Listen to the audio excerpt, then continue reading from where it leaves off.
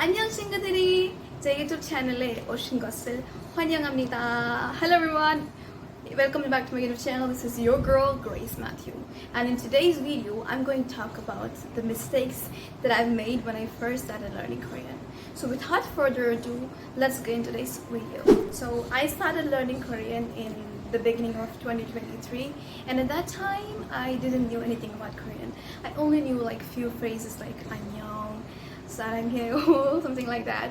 So I was really a beginner, and I didn't know anything. I didn't have any experience. I didn't know where to start. So this first mistake I made at the very beginning, okay? So the first mistake that I made is learning words in romanization instead of Hangul.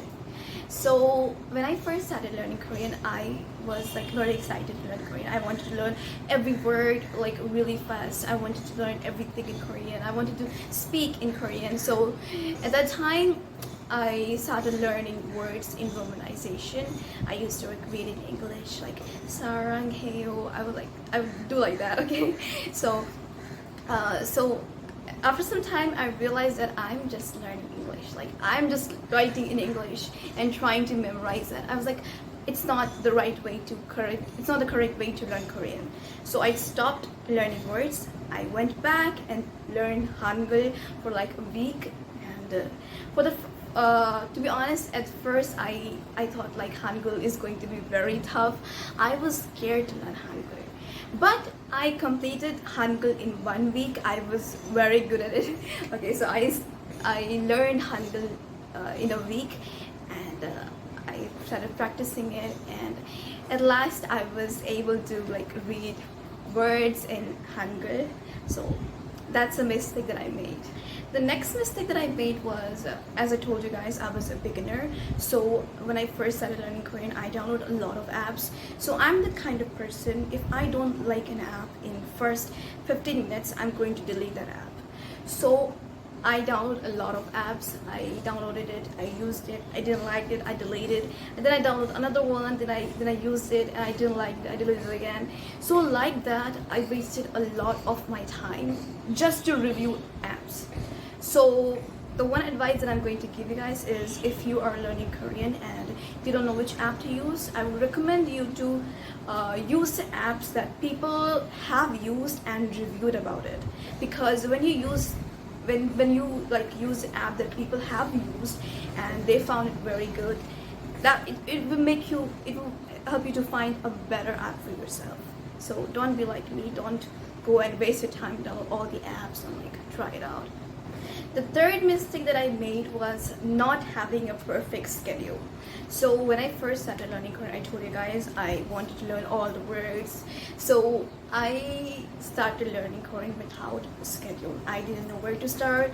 I didn't know what I'm going to learn next. So that was it was a mess, to be honest. So don't be like me and make a schedule of your own and try to follow the schedule, and yeah, don't be like me. So the next mistake that I made is, I'm embarrassed to admit it, so after learning Korean for some time, I become a little lazy, okay? I'm sorry guys. I became a little lazy to study, and I ended up like not studying for some time, and it was a bad idea. Like you should never you should be consistent. As I told you guys in my earlier videos, be consistent in learning Korean. When you learn a language, don't like create breaks, and be consistent. Learn at least 10 minutes a day, guys. And I made that mistake. So the next topic that I'm going to talk about is, it's not a mistake, to be honest. It's kind of a tip, okay? So instead of watching K-dramas, watch variety shows.